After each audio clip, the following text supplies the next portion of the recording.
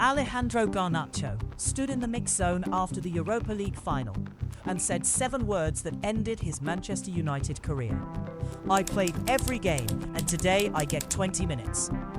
In the most important match United had played in years, a final they lost, a 20-year-old was complaining about his own minutes.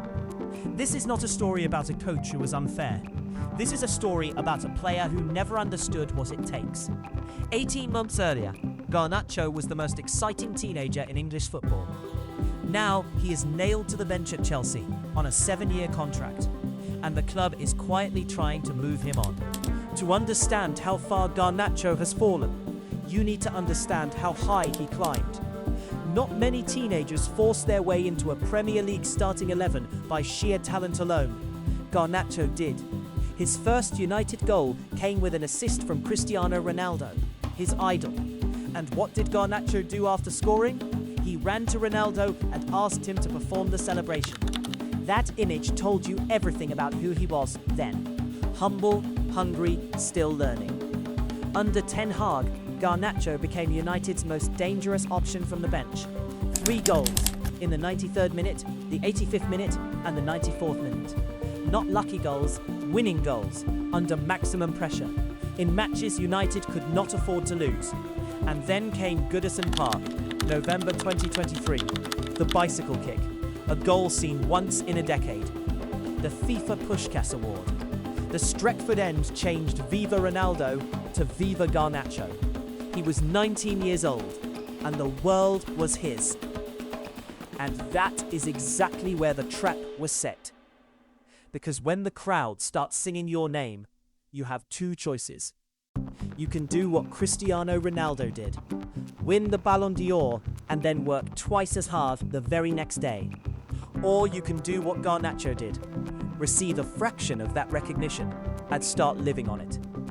A bicycle kick against Everton does not make you untouchable. Garnacho thought it did. The first sign came immediately when Ruben Amorim arrived at Old Trafford. Amorim's system from Sporting demanded discipline, work rate, and positional obedience. There was no room for freelancing. And Garnacho, who had thrived on freedom under Ten Hag, suddenly had none of it. He was not dropped for missing chances. He was dropped because United was statistically more vulnerable on his side of the pitch. He had become a defensive liability. But even that did not force a reckoning. December 2024, United versus Palace. Garnacho is waiting to come on. Amorim walks over and gives him instructions. 1-2. And Garnacho turns his back and walks away. Not a misunderstanding, not a language barrier. A 20-year-old turning his back on his manager in the middle of a match. Amorim pulled him from the matchday squad for the Manchester derby. No discussion, no warning. Gone. Bruno Fernandes sat down with him. So did Casemiro. So did Harry Maguire. 3 senior players, 3 different messages, all saying the same thing. He did not listen. Then came the Europa League final, United's most important night in the modern era. Amorim brought Garnacho on in the 71st minute, ahead of Mason Mount. A gesture of trust from a manager who had every reason not to give it. United lost. Garnacho played 20 minutes. And at the press conference, he said exactly what a player should never say after a cup final defeat. "I played every game and today I get 20 minutes. Not we lost and it hurts. Not I wanted to do more for the team. 20 minutes. His minutes. In a final his club lost." Amorim did not call him into an office. He did not handle it quietly. At the next team meeting, in front of the entire dressing room, he looked at Garnacho and said, "You better pray you find a club that will sign you." That was the end of Alejandro Garnacho at Manchester United. Here is where it becomes painful. Because we do not have to imagine what the alternative looks like. Marcus Rashford showed us. Rashford was frozen out of United too, humiliated publicly, stripped of everything. He had every reason to do exactly what Garnacho did: complain, leak, and sulk. Instead, he went to Aston Villa, then to Barcelona. Under Hansi Flick, he currently has 10 goals and 13 assists. He used the rejection as fuel. Garnacho went to Chelsea for £45 million, 17 Premier League games, 1 goal. His manager was fired. The new manager benched him. He is now a financial burden on a club already drowning in expensive mistakes, tied to a 7-year contract, barely existing. Same league, same age group, 2 completely different stories.